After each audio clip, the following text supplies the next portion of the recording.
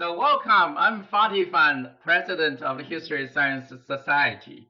Lovely weather here in upstate New York. Since this doesn't happen very often, it must be an auspicious sign. Flowers are blooming and the birds chirping. And so History Science Society, or HSS, is going to be 100 years old next year. It's pretty old, but still very young in spirit and everything. So to celebrate its 100th anniversary, we're rolling out many very exciting activities.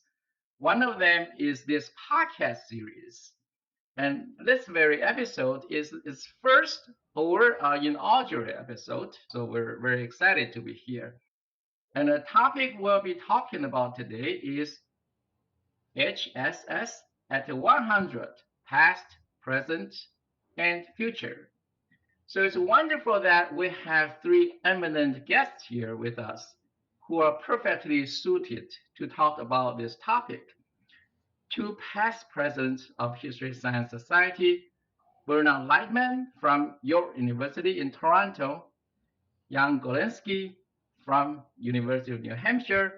We also have here Evelynn Hammonds from Harvard University, currently Vice President of History and Science Society, and will become our new president next year.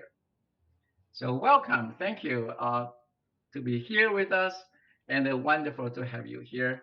So I have a whole series of questions, and but first of all, I would like to get to know you better. We have worked together, and so I just wondering, very curious about this question. But how did you get interested in history science? So, what do you think is the most interesting and exciting thing about history science? So, Evelyn, would you like to go first? Let me answer the first question about how I got interested in the history of science. So, I was an undergraduate student in Atlanta, Georgia, at Spelman College, Georgia Tech, studying physics and electrical engineering. I started my first graduate program in physics at MIT, and I became interested in the history of science because I was one of the first, probably was the second or third African American woman to enter the PhD program in physics at MIT. And I looked around and I could not figure out why there were so few women and why so few African Americans and other native born minorities in the physics program. I grew up knowing lots of people who were interested in science in my neighborhood in Atlanta. But then when I started engineering school and then on to the PhD program in physics, it was so few African Americans. And I wanted to understand why. And of course, I also wanted to understand why so few women.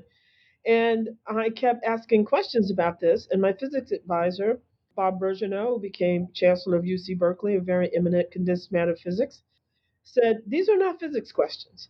And I said, "But they are for me. They're physics questions for me. And I need to understand what's going on." And during that time, I started talking to people about those questions.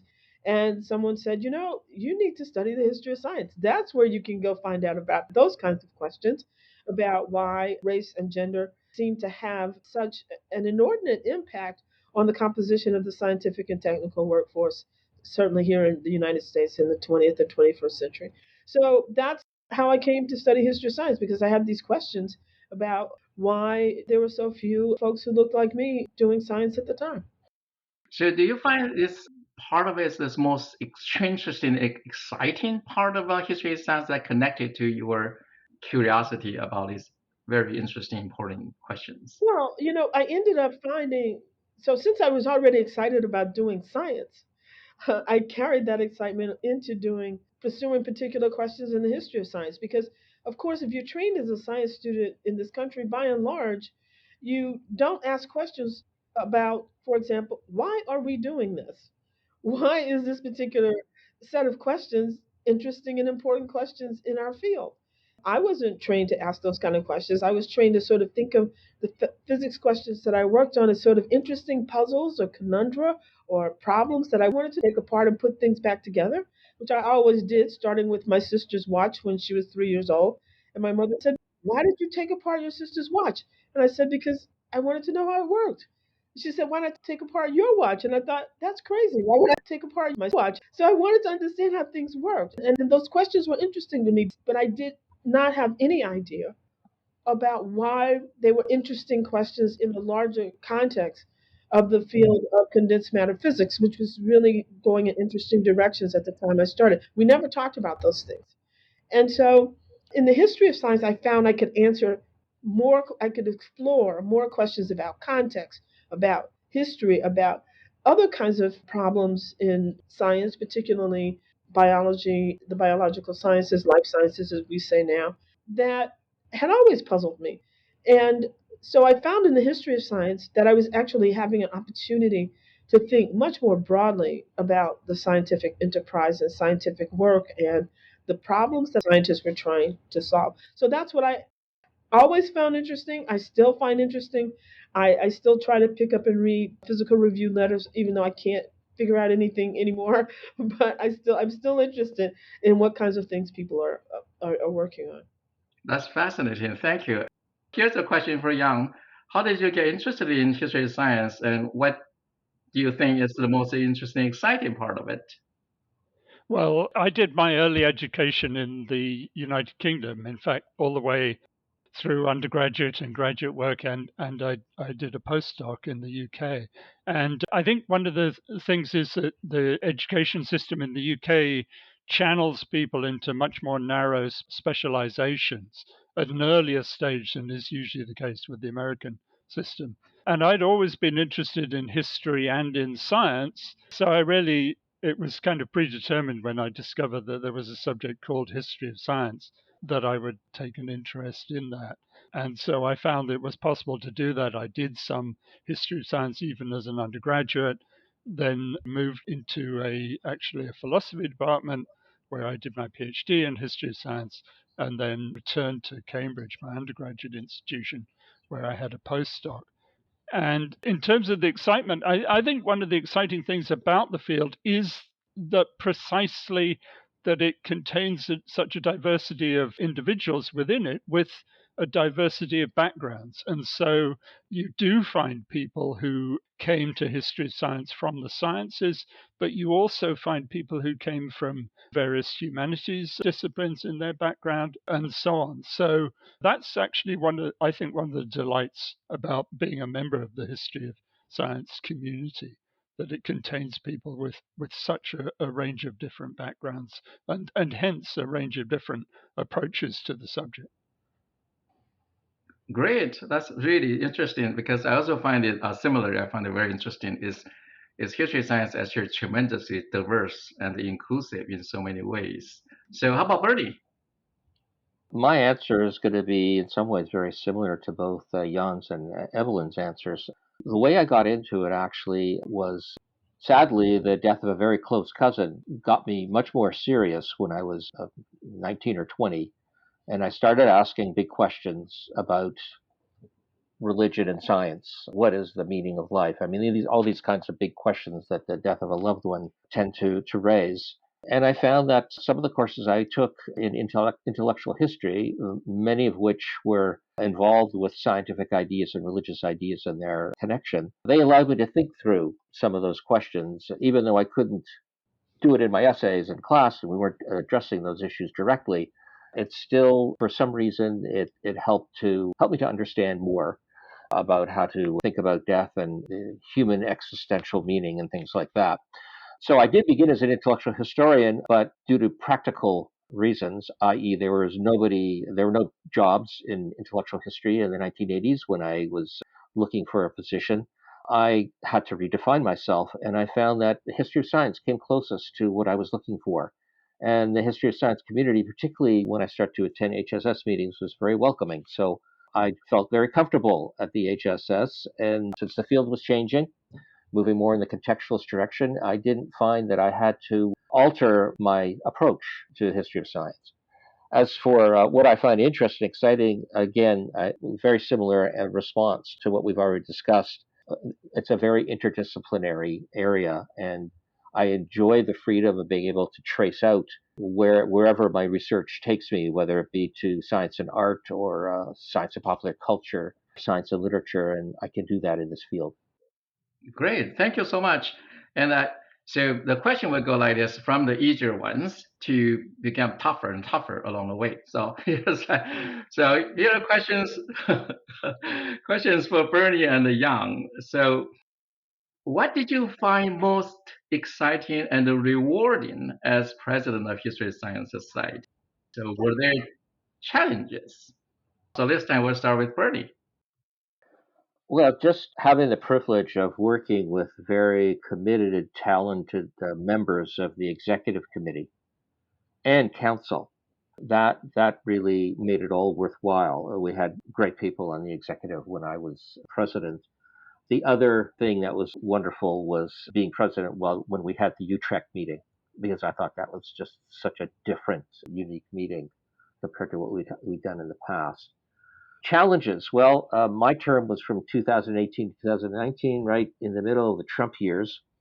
And so the challenge was, how do we continue to be an academic society in that kind of period of turmoil, which, I mean, we're still living to some extent in a period of turmoil, but it seemed like a big change because we wanted to somehow be involved in political issues, but that's not something that the HSS had done previously. So it was a challenge to figure out, how we react in a way to all the chaos that was happening. Surprises, not. I don't think I really counted any surprises in terms of working in the society as president. Since I'd been society editor for a little over 10 years, I was pretty familiar with how HSS worked, how the executive worked. And so I don't think I ever felt like, oh, here's, other than the political situation, but other than surprises there, but in terms of working of the society and how that all worked, I don't think I ever felt like there was a big surprise. Right, thank you. And I think that during that period and continuously, our society, as well as many other learning societies too, like they were trying to figure out how to position ourselves both in between academic world and to be relevant to outside world. We're scholars, but we're also citizens, or we're also people who concerns about the humanity at large, basically, or the planet, whatever it is that we all try to speak about certain things. So it is not easy to basically to find a position, and it's ongoing process. Obviously, there's no predetermined positions in a sense. But how about Yang? So basically, as a president of History Science Society, you went through the COVID period. So how does that feel? My years of the presidency were the COVID years, 2020 and 2021, and that certainly posed challenges. So in those 2 years, we didn't meet in person at all. We didn't have our annual meetings in person. We replaced them with online events. And in fact, the executive committee and the council also never met in person during those 2 years. So that was certainly challenging. I mean, we learned a lot about the value and the limitations of online communication, and I think we learned that it certainly has some limitations, and we were very glad when we were able to resume meeting in person. But on the other hand, we also realized that it did have some values, and that, for example, in allowing people to contribute to meetings without having to travel, which in some cases is difficult for one reason or another. And so I think we've learned that we want to sustain a sort of online component or stream of what we're doing on a regular basis. Maybe not online meetings can't always coincide with in person meetings, but maybe we can have online meetings in addition to in person meetings. And that does have the value of bringing in people who otherwise could not attend the meetings. So there was that. There was also a series of internal organizational changes, which were sort of forced upon us with some personnel changes in the executive office. And that took quite a while to settle down. Mhm. I think we now have settled down. We have a very effective executive office team. And we've in fact moved the physical location of the executive office. Those were important developments. And we also renegotiated our contract with our publisher.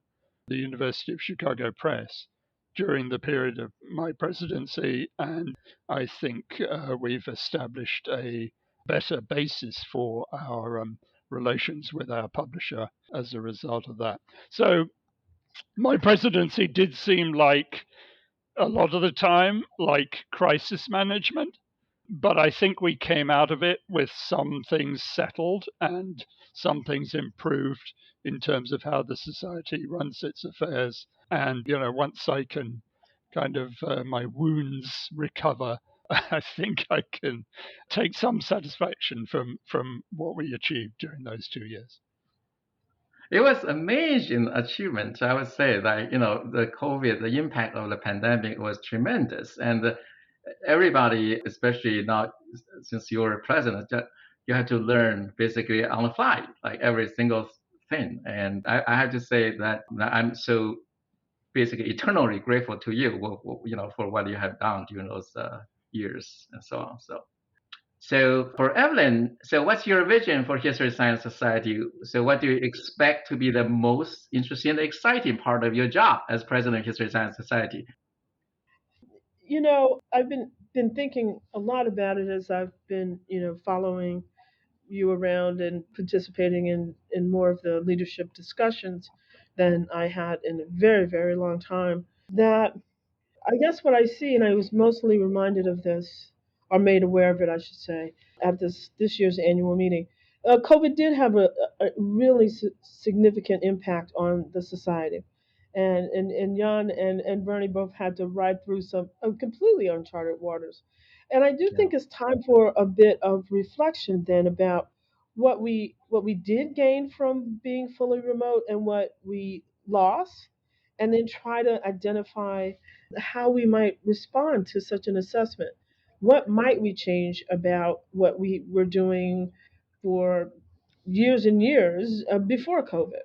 And we'd all settled into a kind of particular set of expectations about what an annual meeting was supposed to look like. And I think that COVID has made us aware that we don't have to have one format for annual meetings. We don't have to not be in communication with each other except for once a year. We might have subfora where our groups would be meeting on an ongoing basis, creating more discussions for the larger community to be invited to that that do not occur at an annual meeting. I think it's time to think about how we might more creatively and innovatively bring people together within the society and also extend our work further out into a broader context by using technology in interesting ways. And that ultimately it means that the annual meeting maybe it just becomes a different entity.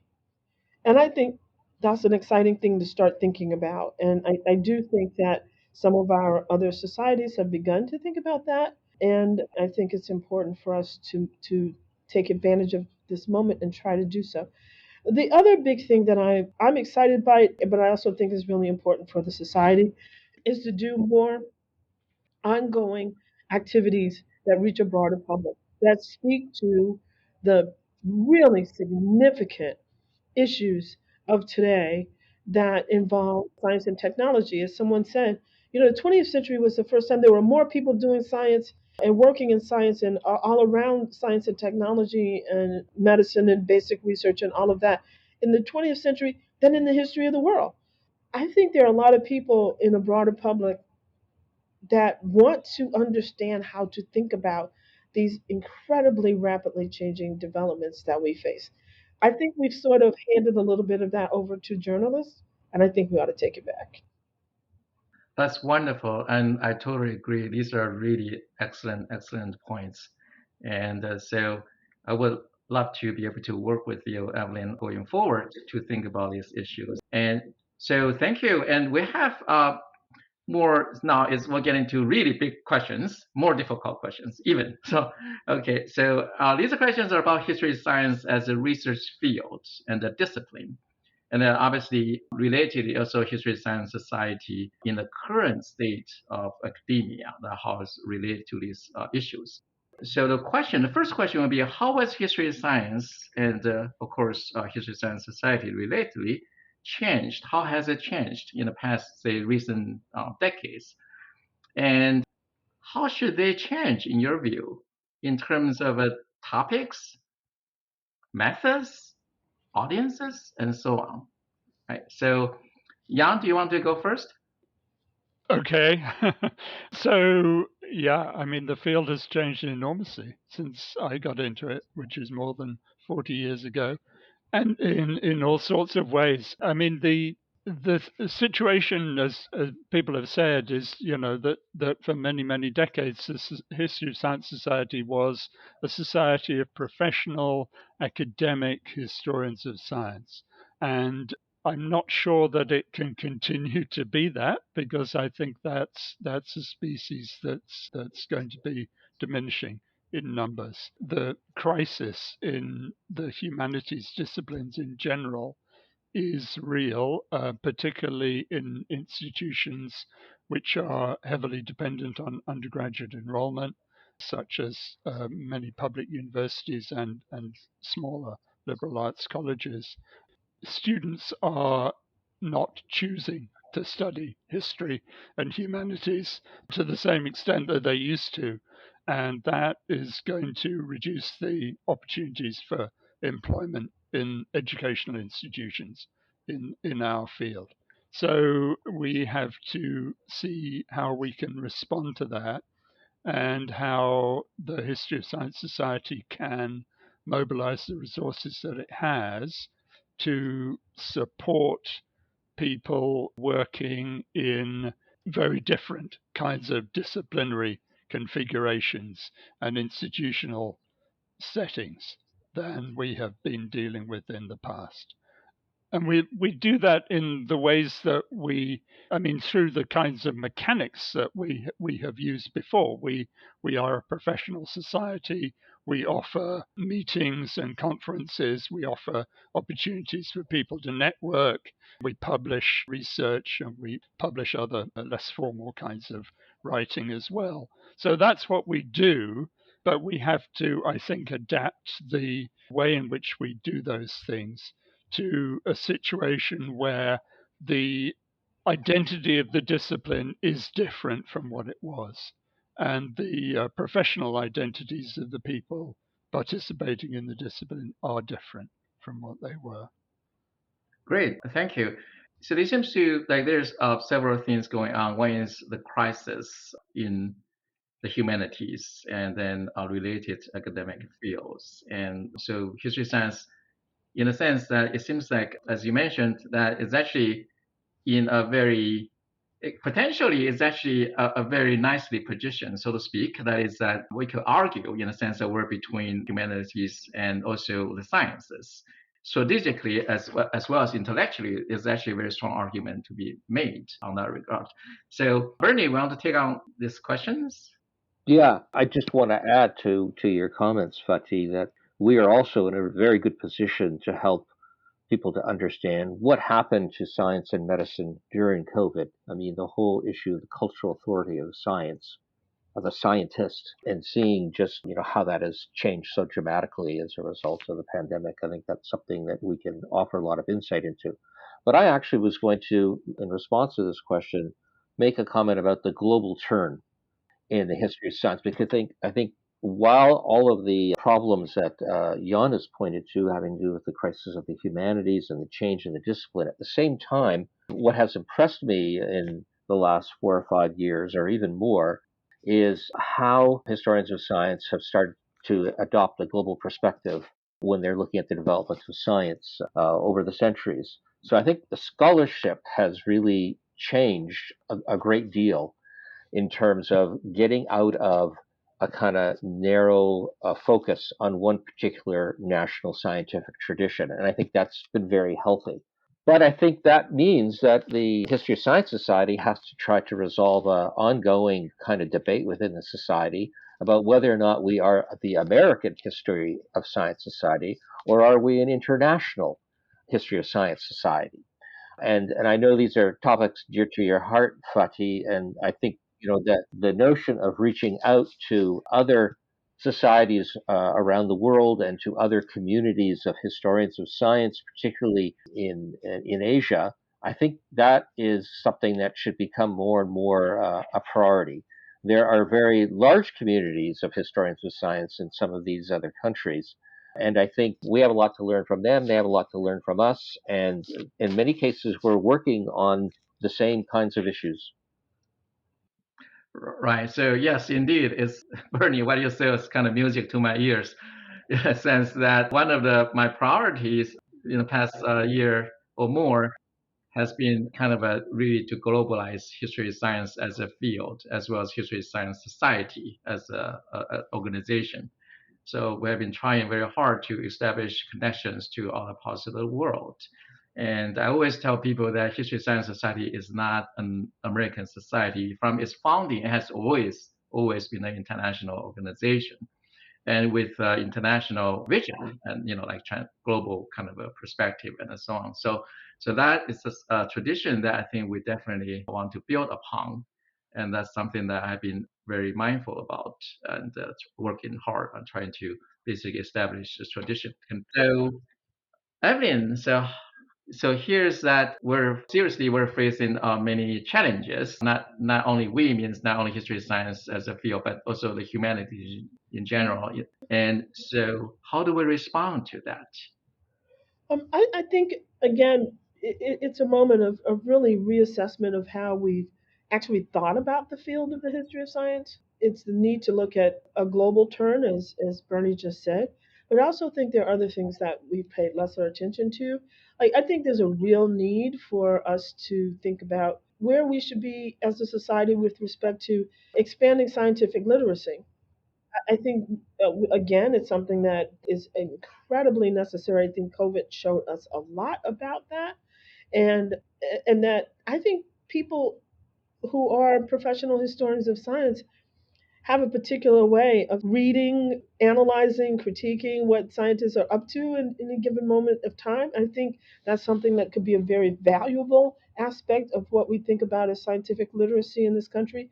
Also, because we've studied some of the history of some of these, attempts to improve scientific literacy and how they failed and why they failed, I think we have something to offer to those debates. So I think more about expanding into to really think of ourselves as having a role to play in that. I also think the society should be much more engaged in education and advocacy for broader liberal arts humanistic education.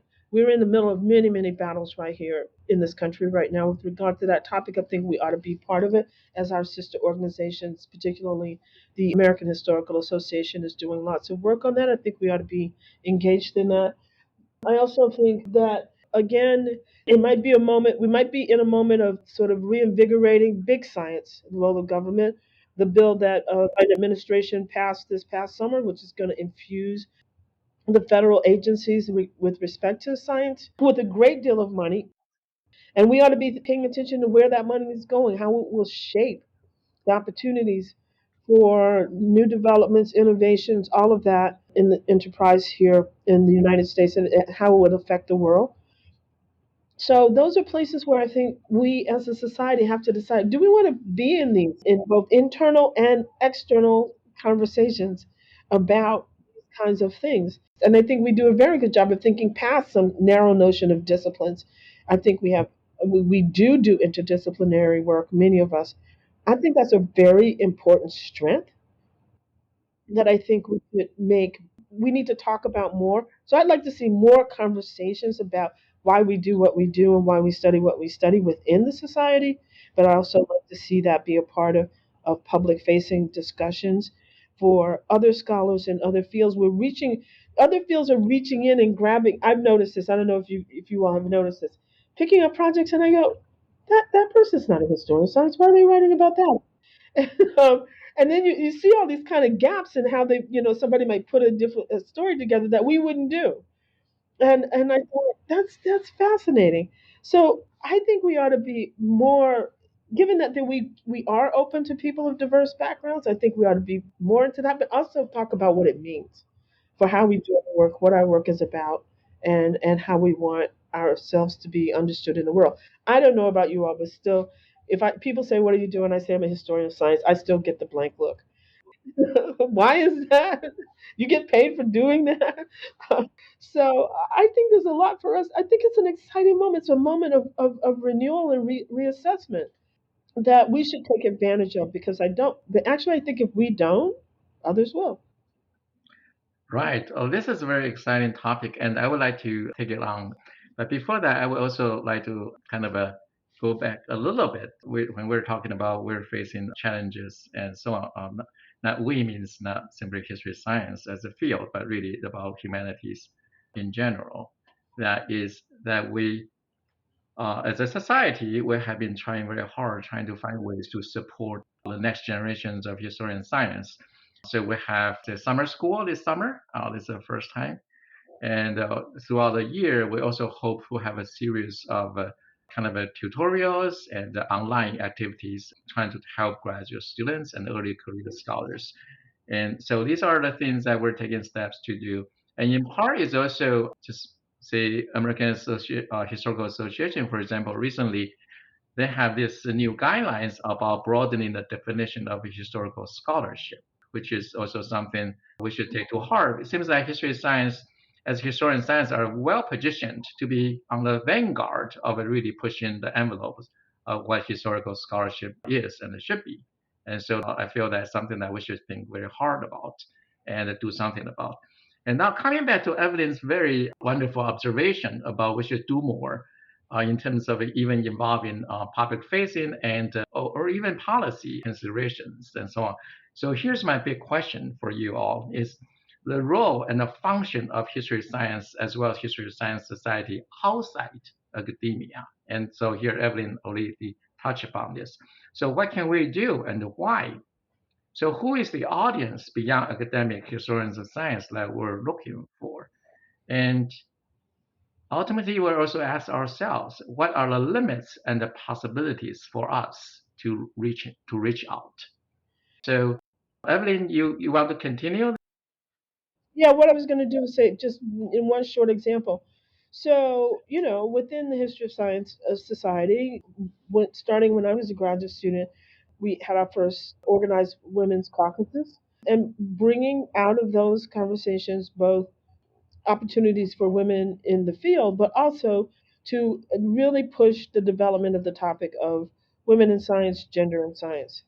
And the real payoff of that has come in that I say a lot of that work, in particular, and to think about Margaret Rossiter's work, really influenced the National Science Foundation in getting them to understand the problem of women in science. It would that work hadn't been there, I think we would still be in sort of an incremental state of opening up those institutions and to think about women and gender in new ways. But with that work behind them, Rossiter provided really a kind of playbook for them to the extent that that is what program officers, some of whom were historians of science, as a matter of fact, began to implement policy and develop policy based on a knowledge of what had happened and how it had happened, what the barriers and challenges were to women scientists, and that was something that was documented in the history. And so they've changed things. And it has changed tremendously in some fields in the United States.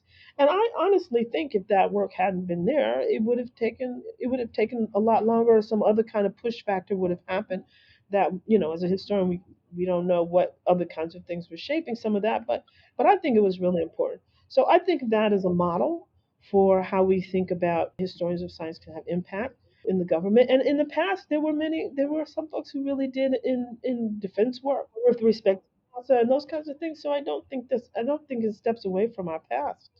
Right. Great. Thank you so much. And Bernie, you're next. Since you are actually president of History Science Society, when there were a lot of this interface between academic as well as political issues going on. And so drawing upon your own experience, what do you think we can do or what we should do in a sense from your perspective?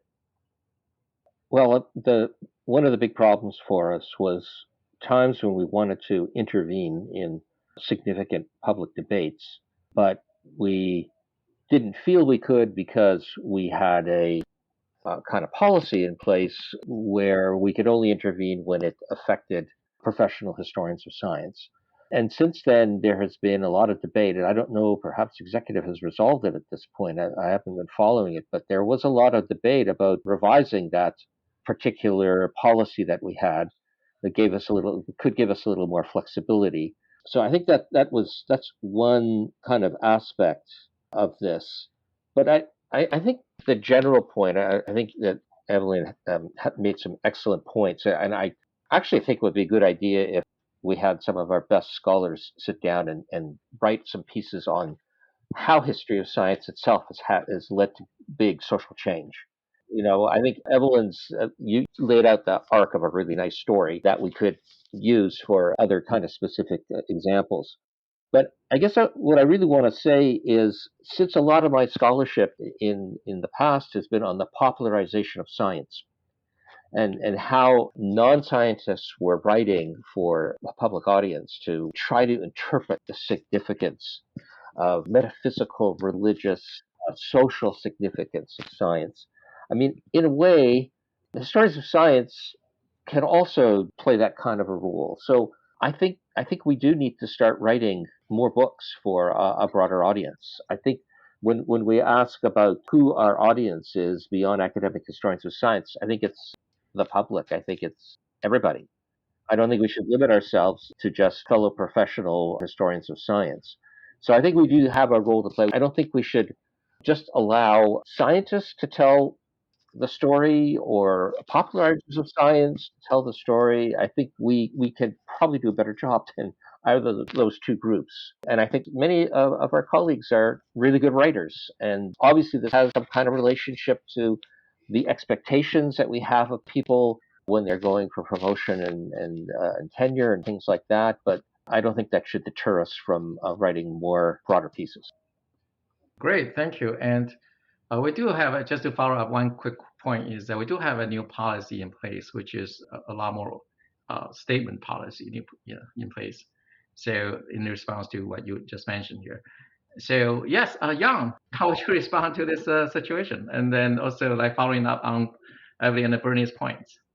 So, yeah, just to add to what Evelynn and Bernie have said, a kind of a footnote to what Evelynn said, the story about the importance of the work on women in science and Margaret Rossiter's role. I mean, I think Margaret Rossiter would be a good example of somebody who did not have very much support from her own institution when she started out her work. And I think the society, along with various other sort of support networks that she used, I think the society did contribute some support and encouragement to her work in that area. And that kind of is, to get back to the point I made earlier about what we do, that is sort of probably the key to mobilizing our resources in support of these efforts, whether it's publishing more popular kinds of books or public history projects that bring the results of our work to a broader public. These things are often not very well supported by individuals, professional people's home institutions. They're often not very well recognized by promotion and tenure criteria in universities, for example. And so that is where an organization like the History of Science Society can encourage and support and facilitate that kind of work by offering the opportunities for communication and networking and so on that we offer. Mm-hmm. Yeah, this is wonderful. And so I have actually a quiz, not for you, for our listeners. So here's the quiz. This year, or maybe next year, it's a little bit uncertain. Either this year or next year is the 2000th anniversary. So 2000, that's very old. 2000th anniversary of somebody's birth year. So this person is a very important figure in the history of science or history of natural history. And he died from the eruption of a volcano on a rescue or observation mission. So I would like to ask the listeners, so please email your answer to Morgan at Morgan's Morgan, Morgan at hssonline.org. morgan@hsonline.org. So morgan@hsonline.org.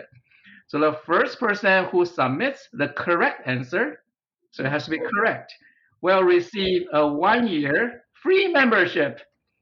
If you're already a member, don't cry. It's okay. We will extend your membership. Now, thank you so much. And in concluding this conversation, I would like to ask you, our guests, to share your one wish for History Science Society in advance of its 100th birthday. So in 2 sentences each. So what would be your wish for our society for it's going to be 100 years old? And so we'll start with Bernie. Well, for me, obviously, another 100 years of success. I think that it's important to me that the society continues to be the dynamic and important society that it is, that it continues to provide the kind of support for its members that it does, and put on such a fabulous conference in whatever form in the future. Thank you. And Jan. Well, yeah, I mean, I think our greatest asset is our members. And so we have had a bit of a decline in membership in recent years, but there are signs that that's turning around. So my wish is that we reverse the decline of membership of the society. We have turned it around. Actually, the membership is going to grow. It's as you can see, it's bouncing back. Yes, if 1 year is a trend, then we're heading in the right direction. We're heading in the right direction. And Evelynn, you're the future, so you have the last word. I want to see a wonderful, beautiful graphic on the cover of Science magazine celebrating the history of Science Society. Oh, that is a great one. So we'll work on that. So thank you so much. So Bernie, Jan, and Evelynn, thank you so much to be with us. And then so hopefully I'll see you soon again. Sure. Thank you, Fa-ti, for Thank organizing you, this. Fa-ti.